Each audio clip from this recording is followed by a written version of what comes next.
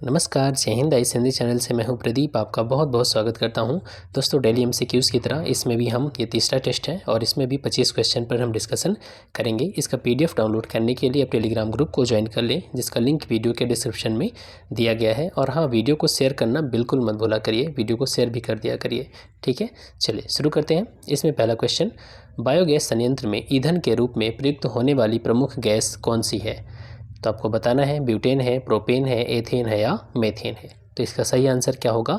Methane होगा। सही answer क्या है? मेथेन है। अगर आपसे पूछा जाए कि LPG, liquefied petroleum gas, liquefied petroleum gas का मुख्य कंपोनेंट क्या है? तो आपको पता है कि जो एलपीजी होता है वो प्रोपेन और ब्यूटेन, प्रोपेन प्लस ब्यूटेन से मिलकर के बनी होती है और ये इसका जो मुख्य कंपोनेंट होता है वो ब्यूटेन होता है। अगर आपसे पूछा जाए कि एलपीजी का मुख्य कंपोनेंट क्या है, मुख्य तत्व या अवयव क्या है, तो ब्यूटेन ऑप्शन सही होगा, ठीक है। बायोगैस की बात हो रही है तो बायोगैस का मुख्य कंपोनेंट जो होता है वो मीथेन होता है। क्लियर? चलिए दूसरा क्वेश्चन देखिए। जो बायोगैस होती है वो मुख्यतः मीथेन है, CO2 है, हाइड्रोजन है, हाइड्रोजन सल्फाइड है। इसमें कई गैसें होती हैं, लेकिन मुख्य गैस कौन सी हो जाती है? वो मीथेन हो जाती है। Clear? Next question, capsaicin, capsaicin नामक एल्कलाइड की उपस्थिति प्रमुख कारण है किसमें? जो ये कैप्सेसिन नामक एल्कलाइड है ये किस में पाया जाता है? आपको बताना है। पपीते के पीले होने का ये कारण है, मिर्च के तीखे होने का कारण है, टमाटर के लाल होने का कारण है या हल्दी के पीले होने का कारण है? तो आपको पता है कि कैप्सेसिन किस का कारण क्या होता है, कैप्सेसिन से क्या होता है यहाँ पर। तो आप जानते हैं कि मिर्च क्या होती है? तीखी होती है। मिर्च के तीखे होने का कारण क्या होता है? कैप्सेसिन होता है। क्लियर है? पपीता पीला तो ये आप जानते हैं ये कैरोटीन की वजह से होता है, टमाटर लाल लाइकोपिन की वजह से होता है। क्लियर? चलिए नेक्स्ट क्वेश्चन, क्वेश्चन नंबर 3, निम्न में से कौन सा मीथेन गैस के प्रमुख स्रोत हैं? आपको बताना है कि मीथेन गैस के प्रमुख सोर्स कौन कौन से हैं। तो यहाँ पर कूट भी दिया गया है, एक सेकेंड, ये कूट है। देखिए सबसे पहला ऑप्शन है पालतू पशु, धान के खेत, कोयले का खनन, दीमक। आपको बताना है इसमें से कौन से ऐसे सोर्स है जहाँ से CH4 मीथेन एमिट होती है, मीथेन गैस का एमिशन होता है। तो यहाँ पर आपके चारों आंसर सही हैं, पालतू पशु, धान के खेत, कोयले का खनन और दीमक। तो यहाँ पर जो आपका आंसर होगा वो होगा डी, उपरोक्त सभी। क्लियर है? चलिए नेक्स्ट क्वेश्चन, कांच को कठोर बनाने के लिए प्रयुक्त पदार्थ है। कांच को कठोर बनाने के लिए उसमें क्या मिलाया जाता है? Sodium hydroxide, potassium chloride, quartz या सिलेनियम ऑक्साइड। तो यहाँ पर सही आंसर क्या होगा आपको बताना है। तो यहाँ पर जो सही आंसर है वो क्या है? पोटेशियम क्लोराइड, ठीक है। पोटेशियम क्लोराइड है जो कांच को कठोर बनाने के लिए मिलाया जाता है, और ऑप्शन बी। नेक्स्ट क्वेश्चन, रुधिर में फैट का संचरण किस रूप में होता है? रुधिर में जो फैट है उसका संचरण किस रूप में होता है? सिक्रेटिन ऑप्शन ए है, ऑप्शन बी क्या है? लाइकोप्रोटीन, ऑप्शन सी क्या है? लिपिड है, और ऑप्शन डी क्या है? एमाइलेज है। तो एमाइलेज तो आपको पता है ये एंजाइम होता है, तो डी ऑप्शन तो हो ही नहीं सकता। लिपिड तो अपने आप में फैट ही होता है, ठीक है, लिपिड। सिक्रेटिन और लाइकोप्रोटीन, तो यहाँ पर सही आंसर क्या होगा आपको बताना है। तो ये सही आंसर है क्या? लाइकोप्रोटीन। क्लियर? चलिए नेक्स्ट क्वेश्चन, स्टोरेज बैटरी, जो बैटरी होती है उसमें निम्न में से किस चीज़ का इस्तेमाल किया जाता है, किस तत्व का इस्तेमाल किया जाता है? पारा, सीसा, ग्रेफाइट या तांबा। तो कॉपर तो यूज़ होता नहीं, ये भी क्लियर है। पारा भी नहीं यूज़ होता। ग्रेफाइट या सीसा, तो यहाँ पर सही आंसर क्या होता है आपका? सही आंसर क्या होगा? सीसा होगा। क्लियर है? चलिए नेक्स्ट क्वेश्चन, एक लिफ्ट में किसी व्यक्ति का जो भार है वो वास्तविक भार से कम प्रतीत होता है कब? जब लिफ्ट जा रही हो कहाँ? जब लिफ्ट जा रही हो, ऊपर जा रही हो त्वरण के साथ, या त्वरण के साथ नीचे आ रही हो, या समान गति से ऊपर जा रही हो, या समान गति से नीचे। मतलब यहाँ पर त्वरण क्या होता है? त्वरण होता है वेग परिवर्तन की दर को क्या कहते हैं? त्वरण। और जब समान गति से कोई वस्तु या लिफ्ट ऊपर नीचे आती है तो उसमें त्वरण नहीं होता। और ध्यान रखना, जब त्वरण नहीं होता है तो वेग, यहाँ पर भार में कोई कमी या वृद्धि महसूस नहीं होगी।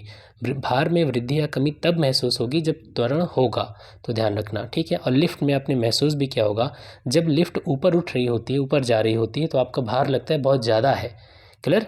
और जब लिफ्ट नीचे जा रही होती है तो लगता है हमारा भार क्या हो गया, कम हो गया। और अगर लिफ्ट की डोरी टूट जाए तब क्या होगा, तब हमारा भार बिल्कुल नगण्य मतलब जीरो महसूस होगा कि हमारा कोई भार है ही नहीं। ठीक है, तो यहाँ पर पूछा गया है कि हमारा भार जो है वो वास्तविक भार से कम प्रतीत होगा कब, जब लिफ्ट त्वरण के साथ नीचे जाएगी। क्लियर है। चलिए अच्छा एक बात बताइए कि भार और द्रव्यमान में क्या अंतर है। भार और द्रव्यमान, वेट और मास। जो वेट होता है वो mg होता है, ध्यान रखना। इसमें मास होता है प्लस ग्रेविटी भी होती है, और जो द्रव्यमान होता है वो केवल मास होता है। तो जब सपोज़ हम 1 किलो आलू लेके जा रहे हैं, पॉलीथीन में जो हमने अपनी उंगली में टांग रखा है 1 किलो आलू, वो एक्चुअली 1 किलोग्राम आलू नहीं है, वो 1 किलोग्राम भार आलू है। वो कितना है, 1 किलोग्राम भार आलू, क्योंकि उसके नीचे ग्रेविटी भी लग रही है। ठीक है, तो mg होता है वो, ध्यान रखना। चलिए नेक्स्ट, इंसुलिन में निम्न में से कौन सी धातु पाई जाती है। इंसुलिन हम बात कर चुके हैं पिछले वीडियोस में। टिन, जस्ता, तांबा या एल्यूमिनियम। आपको बताना है कि इंसुलिन में कौन सी धातु पाई जाती है। टिन, जस्ता, तांबा या एल्यूमिनियम। इंसुलिन पता है, ये हमारे ब्लड में ग्लूकोज के लेवल को कंट्रोल करता है, और आइलेट्स की लैंगरहंस दीपिका जो बीटा कोशिका होती हैं उससे ये निकलता है इंसुलिन। तो इंसुलिन में कौन सी धातु पाई जाती है, जिंक पाया जाता है, जिंक या जस्ता पाया जाता है। क्लियर। चलिए नेक्स्ट है, जल की अस्थायी या और स्थायी दोनों प्रकार की कठोरता कैसे दूर की जा सकती है। आपको पता है कि जल की 2 प्रकार की कठोरताएं होती हैं। ठीक है, जल की कठोरता का क्या मतलब है कि वह पानी जो साबुन के साथ झाग नहीं देता है उसे हम कठोर जल बोलते हैं, और जो कठोरता होती है वो 2 प्रकार की होती है। तो दोनों प्रकार की कठोरता को दूर करने के लिए क्या उपाय किया जाना चाहिए। जल को उबाल करके, छान करके, आसवन करके, निथार करके। तो यहाँ पर जो सही आंसर होगा वो क्या होगा। देखिए, उबाल करके तो आप जो अस्थायी कठोरता है उसको दूर कर सकते हैं आसानी से, लेकिन अगर आसवन करते हैं तो आसवन के द्वारा आप दोनों प्रकार की कठोरता को दूर कर पाएंगे। क्लियर।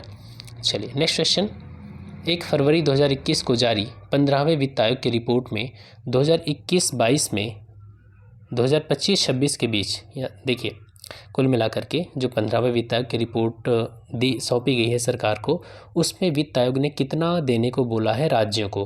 केंद्र के हिस्से से कितना राज्यों को देने की सिफारिश की गई है वित्त आयोग के द्वारा। 40%, 41%, 42%, 43%। तो सही आंसर क्या होगा इसका, 41%।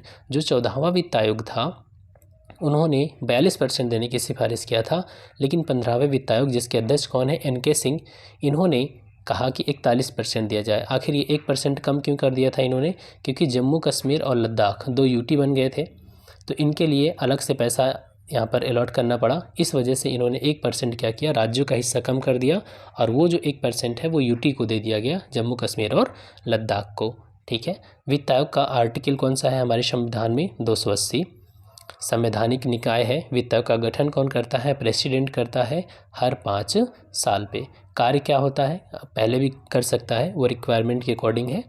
और इसका कार्य क्या होता है, कई कार्य होते हैं। मुख्य कार्य है कि केंद्र के पास जो राजस्व आता है, कर आता है, उसका विभाजन के लिए फॉर्मूला तैयार करना। ठीक है, जैसे केंद्र के पास अगर 100 रुपये आता है टैक्स से, तो वो जो 100 रुपये में से राज्यों को कितना हिस्सा दिया जाएगा। और राज्यों को मान लो कि इसने कहा कि 50 रुपये दिया जाएगा, तो क्या 50 रुपये में सबको बराबर दिया जाए, तो किस तरीके से दिया जाए, इसी फॉर्मूले को तैयार करता है कौन, वित्त आयोग तैयार करता है। क्लियर। चलिए नेक्स्ट है, विश्व पर्यटन बैरोमीटर। विश्व पर्यटन बैरोमीटर जो कि वर्ल्ड यहाँ पर टूरिज्म ऑर्गेनाइजेशन के द्वारा जारी किया गया, इसके अनुसार किस वर्ष को वर्स्ट ईयर ऑन रिकॉर्ड, सबसे खराब वर्ष घोषित किया गया पर्यटन के दृष्टिकोण से। तो आपको पता है कि 2020 का जो टाइम था वो क्या था, सबसे बुरा दौर था अभी इस 21वीं सदी का। तो 2020 का जो दौर है वो पर्यटन की दृष्टि से सबसे खराब रहा।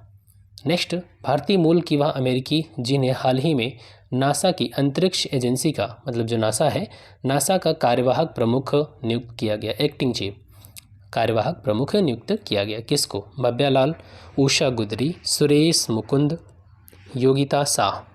तो यहाँ पर सही आंसर क्या होगा, भव्या लाल। ठीक है, भव्या लाल को चुना गया।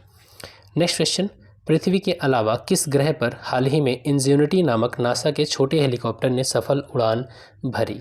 तो इंजेन्युटी आपको पता है कि इसको लॉन्च किसने किया था? नासा ने किया था। और ये एक छोटा सा हेलीकॉप्टर है जिसको नासा ने भेजा था कहाँ पर? मंगल पर। तो मंगल ग्रह पे वो कई बार अब तक उड़ान भर चुका है। क्लियर? चलिए नेक्स्ट क्वेश्चन। वह देश जिसने अप्रैल 2021 में चीन के साथ बेल्ट एंड रोड इनिशिएटिव, या जिसको हम one belt OBOR one belt one road initiative भी बोलते हैं, तो बेल्ट एंड रोड इनिशिएटिव समझौते को रद्द कर दिया किसने? आपको पता है कि कौन सा देश है अभी हाल ही में जिसके साथ संबंध चाइना के ख़राब हो गए बहुत ज़्यादा? New Zealand, England, Pakistan, Australia. Pakistan तो हो नहीं सकता, पाकिस्तान का तो ये सदाबहार दोस्त है दोनों। न्यूजीलैंड से ज़्यादा वास्ता है नहीं चाइना का। इंग्लैंड, ऑस्ट्रेलिया, यहाँ पर आपको पता है कि ये कौन हो सकता है? ऑस्ट्रेलिया ही हो सकता है। तो ऑस्ट्रेलिया ने क्या किया? अभी चीन के साथ अपने समझौते रद्द कर दिए BRI से रिलेटेड। ठीक है, नेक्स्ट क्वेश्चन। अप्रैल 2021 में सड़कों पर चालक रहित ड्राइवरलेस कार की अनुमति देने वाला दुनिया का पहला देश बन गया कौन? तो यहाँ पर ऑप्शन देख लेते हैं कौन कौन से ऑप्शन है। देखिए, ऑस्ट्रेलिया, भारत, न्यूजीलैंड और UK। इन 4 ऑप्शन में से कौन सा करेक्ट है? तो Australia, Bharat, New Zealand and UK। India हो नहीं सकता। ऑस्ट्रेलिया, न्यूजीलैंड, UK में से कोई होगा। तो यहाँ पर सही आंसर क्या होगा? UK में ड्राइवरलेस कार को रेगुलेट करने की बात की जा रही है, क्योंकि वहाँ पर टेक्नोलॉजी आपको पता है दुनिया में ड्राइवरलेस कार्स की ओर अब दुनिया आगे बढ़ रही है, जहाँ पर ड्राइवर तो होगा। इसमें कई स्टेज होते हैं। फर्स्ट स्टेज में क्या होता है? ड्राइवर होता है, लेकिन उसमें कुछ ऑटो फंक्शन आ जाते हैं कार में। सेकंड स्टेज में और मतलब इसमें अच्छी टेक्नोलॉजी आती है। लास्ट स्टेज में क्या होता है कि व्यक्ति बैठा है, गाड़ी चल रही है, वो ऑटो ड्राइव, खुद ही वो गाड़ी अपने आप को चला रही है। ठीक है, कोई भी जो व्यक्ति अंदर बैठा है वो कुछ भी कार के अंदर नहीं कर रहा है। गाड़ी जो है वो सेंसर के थ्रू सारे कार्य कर रही है। कैमरे लगे हैं, सेंसर्स लगे हैं। चलिए नेक्स्ट क्वेश्चन मिस यूनिवर्स 2020 के बारे में है। मिस यूनिवर्स 2020 का खिताब किसने जीता? मिस यूनिवर्स, तो जो मिस यूनिवर्स है वो किसने जीता? देखिए, टोनी एनसिंग, मानसा वाराणसी, जोजी बेनिटुंजी और मेक्सिको की एंड्रिया मेजा। तो आपको बताना है इसमें सही आंसर क्या है। तो आपको पता है कि मिस यूनिवर्स 2020 का खिताब जीता है एंड्रिया मेजा ने, और मिस वर्ल्ड का खिताब किसने जीता है? वो है टोनी एनसिंग ने। क्लियर? टोनी एनसिंग। तो आपको ये क्लियर हो गया ना, मेक्सिको की एंड्रिया मेजा ये है मिस यूनिवर्स, और जो टोनी एनसिंग है ये कौन है? मिस वर्ल्ड है। चलिए नेक्स्ट है, संयुक्त राज्य लोक सेवा आयोग के सदस्यों व कर्मचारियों की संख्या व सेवा शर्तों का निर्धारण कौन करता है? देखिए, यहाँ पर बात है संयुक्त राज्य लोक सेवा आयोग, मतलब ऐसा लोक सेवा आयोग जो 2 या 2 से अधिक राज्यों के लिए कार्य करेगा। उसके कर्मचारियों की संख्या और सेवा शर्तों का निर्धारण कौन करेगा? तो ये निर्धारित किया जाएगा किसके द्वारा? प्रेसिडेंट के द्वारा। क्लियर है? चलिए नेक्स्ट, निम्न में से कौन सा भारतीय संविधान की विशेषता नहीं है? चलिए देख लेते हैं भारतीय संविधान की क्या विशेषता नहीं है। स्वतंत्र न्यायपालिका बिल्कुल है हमारे देश में, स्वतंत्र न्यायपालिका। संघात्मक सरकार बिल्कुल। भारत क्या है? राज्यों का एक संघ है। क्लियर है? संघात्मक शासन व्यवस्था है भारत में। अध्यक्षात्मक सरकार गलत हो गया। संसदात्मक सरकार बिल्कुल सही है, जो कि हमने ब्रिटेन से लिया है। अध्यक्षात्मक सरकार कहाँ पाई जाती है? USA में पाई जाती है। अध्यक्षात्मक सरकार में क्या होता है? जहाँ ऐसा देश जहाँ कार्यपालिका विधायिका के प्रति उत्तरदायी नहीं होती है, उसे हम क्या कहते हैं? अध्यक्षात्मक शासन व्यवस्था। और ऐसी व्यवस्था में जो राष्ट्र का प्रमुख होता है अर्थात राष्ट्रपति होता है, वो अपनी मर्जी से अपने मंत्रियों की नियुक्ति कर सकता है। लेकिन जब संसदीय शासन व्यवस्था की बात आती है जैसे भारत में, तो प्रधानमंत्री जो होता है वो मंत्रियों को कहीं से भी मंत्री किसी को भी बना सकता है, लेकिन दिक्कत ये है कि उसे 6 महीने के भीतर संसद का सदस्य होना पड़ेगा, किसी भी सदन का। ठीक है, लेकिन यहाँ पर जो अध्यक्षात्मक शासन व्यवस्था होता है वहाँ पर ऐसी अनिवार्यता नहीं होती है, और यहाँ पर जो कार्यपालिका होती है वो विधायिका के प्रति जिम्मेदार नहीं होती। लेकिन संसदीय शासन व्यवस्था में कार्यपालिका विधायिका के प्रति अर्थात लोकसभा के प्रति जिम्मेदार होती है, उत्तरदायी होती है। नेक्स्ट क्वेश्चन, निम्न में से किसको संविधान द्वारा मौलिक अधिकारों को लागू करने की शक्ति दी गई है? फंडामेंटल राइट को लागू करने की शक्ति किसको दी गई है? तो आपको पता है कि आपके फंडामेंटल राइट का अगर वायलेशन होता है, उल्लंघन होता है, तो आप आर्टिकल 32 के तहत सुप्रीम कोर्ट जा सकते हैं और आर्टिकल 226 के तहत हाई कोर्ट जा सकते हैं। तो इसका मतलब ये हो गया कि इन दोनों कोर्ट के पास पावर है मूल अधिकारों को लागू करने की। तो यहाँ पर सही आंसर क्या हो जाएगा, सर्वोच्च न्यायालय और हाई कोर्ट्स को। क्लियर। लेकिन अंतर क्या है, अंतर ये है कि आर्टिकल 32 किस में आता है, 12 से 35 के बीच में आता है ना, जो कि फंडामेंटल राइट है, भाग 3 मूल अधिकार, इसके बीच में आर्टिकल 32 पड़ता है। मतलब सुप्रीम कोर्ट जाना किसी भी व्यक्ति का मूल अधिकार है जब मूल अधिकारों का उल्लंघन हो उस मामले में, लेकिन हाई कोर्ट जाना आपका फंडामेंटल राइट नहीं है, 226 में है। मतलब जब आप हाई कोर्ट जाएंगे आप अपने फंडामेंटल राइट के वायलेशन को लेकर के, तो हाई कोर्ट सुनवाई करने से इनकार कर सकता है, लेकिन सुप्रीम कोर्ट कभी भी इनकार नहीं कर सकता फंडामेंटल राइट के वायलेशन के केस में। ठीक है, चलिए नेक्स्ट क्वेश्चन। निर्वाचन आयोग के बारे में आपको बताना है, इलेक्शन कमीशन ऑफ इंडिया के बारे में, भारत का निर्वाचन आयोग। चलिए इसमें बताना है कौन सा कथन गलत है। हाँ, 4 ऑप्शन दिख रहे होंगे आपको। निर्वाचन आयोग एक स्थायी व स्वतंत्र निकाय है, तो बिल्कुल सही है, आर्टिकल 324 में उल्लेख है। संविधान के 324 से 333 तक वर्णित है, क्या ये सही है, गलत है। क्यों गलत है, क्योंकि 324 से 329 तक है, ना कि 333 तक है। नेक्स्ट क्वेश्चन, यह एक अखिल भारतीय संस्था है क्योंकि यह केंद्र और राज्य सरकारों दोनों के लिए समान है, बिल्कुल सही है। लोकसभा और राज्यसभा और विधानसभा सबका इलेक्शन कौन करवाती है, भारत का निर्वाचन आयोग करता है। नेक्स्ट क्वेश्चन, राज्यों में होने वाले पंचायतों और नगर निगम के चुनाव से भी ये संबंधित है, तो गलत हो गया। नगर निगम से इसका कोई संबंध नहीं है, पंचायतों से संबंध नहीं है, इसके लिए एक राज्य चुनाव आयोग होता है। ध्यान रखना, विधानसभा का चुनाव जब होता है, जैसे यूपी में भी 2022 में चुनाव होगा, तो इसकी जिम्मेदारी केंद्रीय निर्वाचन आयोग की है, जो हमारा केंद्र में है।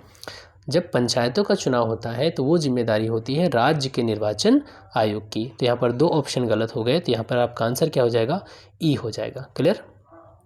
चलिए नेक्स्ट क्वेश्चन, कोई भी धन विधेयक निम्न में से किसकी स्वीकृति के बिना लोकसभा में प्रस्तुत नहीं किया जा सकता। तो आपको पता है कि धन विधेयक, कौन सा विधेयक धन विधेयक है, ये कौन तय करता है, लोकसभा का अध्यक्ष तय करता है। तो भारत का प्रधानमंत्री हो नहीं सकता, राष्ट्रपति, राज्यसभा का सभापति। तो यहाँ पर सही आंसर क्या होगा, लोकसभा का अध्यक्ष। एक चीज़ ध्यान रखिए, हर धन विधेयक, मनी बिल, फाइनेंस बिल होता है, हर धन विधेयक वित्त विधेयक होता है, लेकिन हर वित्त विधेयक धन विधेयक नहीं होता। ये देख रहे हैं ना, ये मनी बिल का गोला है और ये फाइनेंस बिल है। क्लियर। चलिए नेक्स्ट क्वेश्चन, निम्न में से किस राज्य की सीमाएं बिहार को स्पर्श नहीं करती हैं। तो ऑप्शन बताइए। देखिए ऑप्शन है कि आपको बताना है यहाँ पर कि किस राज्य की सीमा बिहार से नहीं लगती है। छत्तीसगढ़, झारखंड, उत्तर प्रदेश, पश्चिम बंगाल। तो पश्चिम बंगाल से तो क्लियर है, लगती है। झारखंड से भी लगती है क्योंकि बिहार से अलग होकर के ही झारखंड बना है। यूपी से भी लगती है, और छत्तीसगढ़ से नहीं लगती। छत्तीसगढ़ का गठन कब हुआ था, एमपी से अलग होकर छत्तीसगढ़ का गठन किया गया था। छत्तीसगढ़, उत्तराखंड और झारखंड, सन 2000 में इन 3 राज्यों की स्थापना हुई थी। ठीक है, चलिए नेक्स्ट क्वेश्चन, नेपाल की सीमा के साथ साथ पूर्व में किशनगंज से लेकर के पश्चिम में चंपारण तक किस मिट्टी का विस्तार है। तो अब अगर बिहार का आप मैप देखेंगे तो यहाँ पर इधर किशनगंज से चंपारण तक, ठीक है, ये पूरा तराई का मैदान है, क्योंकि इधर नेपाल पर्वत और यहाँ से नदियाँ निकलती हैं, और जब नदियाँ ढाल से नीचे बहती हैं तो यहाँ कौन सी मिट्टी मिल सकती है, आप खुद सोचिए। तो यहाँ पर आपको कौन सी मिट्टी मिलेगी, बलसुंदरी, कैवाल, लेटेराइट या तराई। तो यहाँ पर आपको कौन सी मिट्टी मिलेगी, तराई मिट्टी। क्लियर। चलिए नेक्स्ट क्वेश्चन, क्वेश्चन नंबर कौन सा था ये, 24 नंबर क्वेश्चन। बिहार का राजकीय पक्षी किसे घोषित किया गया है, कबूतर, मोर, गौरैया, हंस। तो आपको बताना इसमें कि बिहार का राजकीय पक्षी किसे घोषित किया गया। तो यहाँ पर सही आंसर क्या होगा, गौरैया। ठीक है, गौरैया। चलिए last question, question number 25। Dharwad क्रम की चट्टानों का सबसे अच्छा उदाहरण है। धारवाड़ क्रम की चट्टानें, नल्लामलई, शिमला और स्पीति, चित्रदुर्ग और शिमोगा, दिल्ली श्रेणी। तो यहाँ पर सही आंसर क्या होगा, ये सही आंसर होगा इसका, चित्रदुर्ग और शिमोगा। देखिए जो धारवाड़ क्रम की चट्टानें हैं, ये कर्नाटक में धारवाड़ एक जिला भी है। ये बेल्लारी, शिमोगा, धारवाड़, इन जिलों में ये चट्टानें देखने को मिलती हैं। और इन चट्टानों में बहुत ज़्यादा खनिज भी पाए जाते हैं। लौह अयस्क वगैरह धारवाड़ क्रम की चट्टानों में बहुत मिलता है। ठीक है, तो ये रहा 25 क्वेश्चन। आई होप कि आपको अच्छा लगा हो और वीडियो को शेयर करना बिल्कुल मत भूलना। Thanks for watching, keep smiling.